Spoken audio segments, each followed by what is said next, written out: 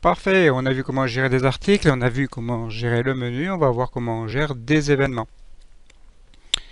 Très bien, dans la barre latérale, vous avez un pavé qui s'appelle événements avec des sous-menus, donc tous les événements, nouvel événement, catégorie, on verra ça tout à l'heure. On va commencer par regarder déjà tous les qu'on a en termes d'événements. Vous voyez qu'en l'occurrence, certains sont planifiés, donc ce sont des apparitions à venir, donc on peut anticiper du coup des événements. Et chaque événement également a un tag, donc une catégorie, en l'occurrence, vous voyez foyer rural, vie municipale, et une date d'heure et de fin de parution, éventuellement.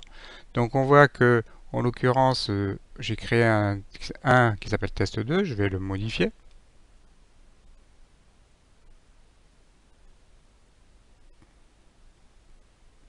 Et ça se passe exactement pareil que pour un article. On va retrouver en fin de compte la capacité de gérer la description de l'événement, le titre de l'événement.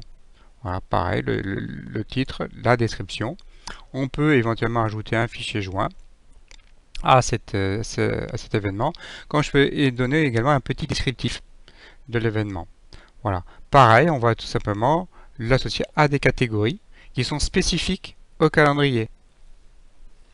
Donc en l'occurrence, je vais dire que celui-ci correspond au foyer rural. Très bien. Et de la même manière, on peut le visualiser, on peut avoir un aperçu, on peut le mettre à jour. Comment on va gérer la parution de l'événement? Tout simplement avec la notion de date que vous avez ici.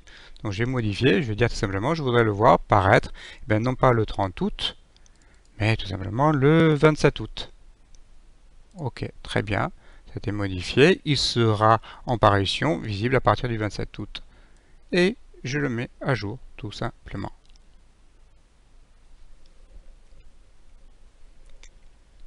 Donc côté front office, donc le site où il va s'y situer, et bien à ce niveau-là.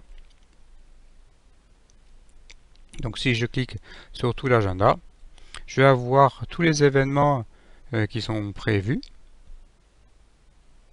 soit en mode calendar, soit en mode listing.